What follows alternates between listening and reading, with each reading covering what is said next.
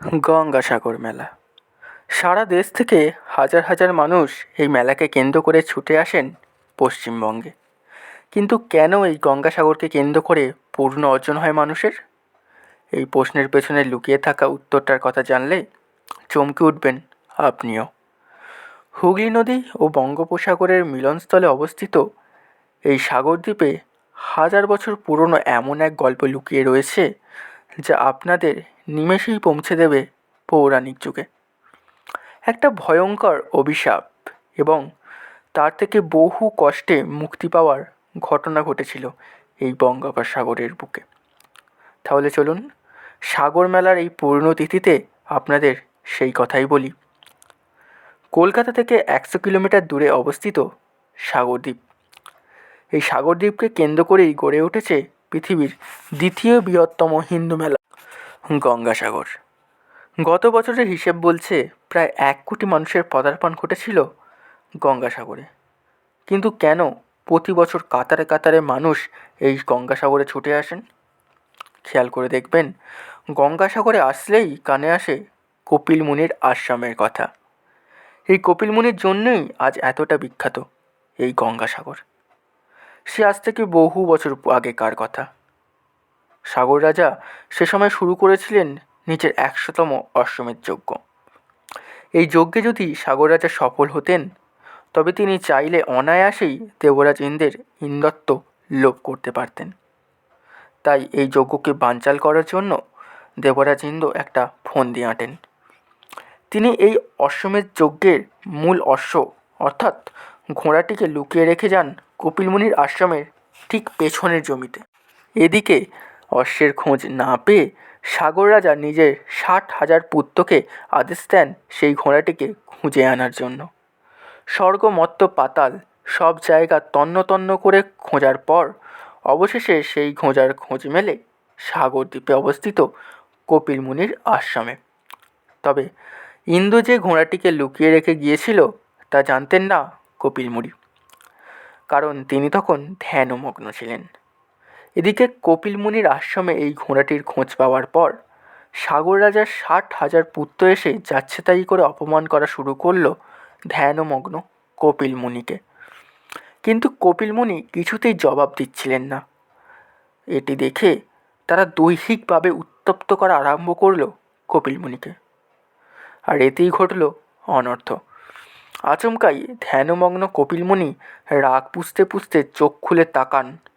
তার ক্রোধের আগুনে মুহূর্তের মধ্যে ভস্ম হয়ে যায় সাগর রাজার 60,000 পুত্র। এরপর কেটে যায় 5টা প্রজন্ম। তারপর সেই বংশের আরেক রাজা ভগীরথ আসরে নামেন এই শাপ মোচন করতে। ভগীরথের তপস্যায় সন্তুষ্ট হন প্রজাপতি ব্রহ্মা। এই ব্রহ্মার বরেই স্বর্গের নদী গঙ্গা নেমে আসে মর্তলোকে। আর গঙ্গাকে মর্তলোকে ধারণ করার জন্য নিজের জটায় আবদ্ধ করেন দেবাদিদেব মহাদেব। আর শেষ পর্যন্ত গঙ্গাকে শঙ্খ বাজিয়ে পথ দেখিয়ে কপিল মুনির আশ্রম অবধি নিয়ে আসেন ভগীরথ। তখনও কপিল মুনির আশ্রমে ছাই আকারে পড়েছিল সাগর রাজার পুত্ররা। তবে গঙ্গার পবিত্র জলের ছোঁয়া পেতেই ছাই থেকে আবারও নতুন জন্ম হয় সাগর রাজার 60,000 পুত্রের। আর এই ঘটনা থেকেই জন্ম হয় এক নতুন বিশ্বাসের, যে মানব জীবনের সমস্ত পাপ এই গঙ্গাসাগরের পবিত্র জলের স্পর্শ পেলেই নাকি একেবারে ধুয়ে যায়। কিন্তু আপনাদের নিশ্চয়ই জানতে ইচ্ছা করছে যে এই কপিল মুনি কীভাবে এতটা শক্তিশালী ছিলেন, যে তিনি একবার তাকাতেই সাগর রাজার 60,000 পুত্র একেবারে ছাই হয়ে গিয়েছিল। কেউ কেউ বলেন যে তিনি প্রজাপতি ব্রহ্মার পুত্র মনুর বংশধর। আবার কারো কারো মতে তিনি ছিলেন বিষ্ণু ভক্ত প্রহ্লাদের ছেলে। তবে এই কপিল মুনির আশ্রম যে বহু হাজার পুরনো তার প্রমাণ মেলে 1837 সালে প্রকাশিত জনপ্রিয় পত্রিকা হরকরা মারফত। সেই পত্রিকার একটা প্রবন্ধে লেখা রয়েছে, সাগরদ্বীপে যে মন্দির আছে তাহা লোকের কাছে 1400 বছর হইল গঠিত আছে। এই মন্দিরে কপিল মুনি নামে এক প্রসিদ্ধ দেবরূপ সিদ্ধপুরুষ প্রতিষ্ঠিত আছেন। আজও গঙ্গাসাগরে গেলে আপনারা কপিল মুনির এই আশ্রমের দেখা পাবেন। আর এই কপিল মুনির আশ্রমকে ঘিরে ওঠা যা গঙ্গাসাগরের সাপ মোচনের কাহিনী আজও ভেসে বেড়ায় সাগরদ্বীপের বাতাসে। এবং তার সঙ্গে ভেসে বেড়ায় আরও এক কথা, সব তীর্থ বারবার, গঙ্গাসাগর একবার। অবশ্য গঙ্গাসাগরের উন্নতির জন্য সর্বপ্রথম পদক্ষেপ নিয়েছিলেন ইংরেজ গভর্নর হেস্টিংস। জঙ্গল কেটে বসতি বানানোর জন্য তিনি সেই 1819 সালে 30,000 টাকা দান করেছিলেন। এর কয়েক বছর পরই এখানে রাস্তা তৈরি করে দিয়েছিলেন ইংরেজ সরকার।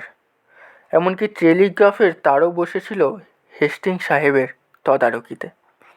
আজ থেকে 25-30 বছর আগে পর্যন্ত গঙ্গাসাগরে যাবার জন্য সংগ্রাম করতে হতো মানুষকে। তবে তা বর্তমানে রাস্তা এবং যোগাযোগ ব্যবস্থার জন্য খুবই উন্নত। গঙ্গাসাগর নিয়ে আপনাদের অভিজ্ঞতা কেমন, কমেন্টে অবশ্যই জানাবেন। সকলে ভালো থাকবেন, সুস্থ থাকবেন। ভিডিওটি ভালো লাগলে একটি লাইক করে একটি বন্ধুর সাথে শেয়ার করে দেবেন এবং চ্যানেলটিকে সাবস্ক্রাইব করে দেবেন। নমস্কার।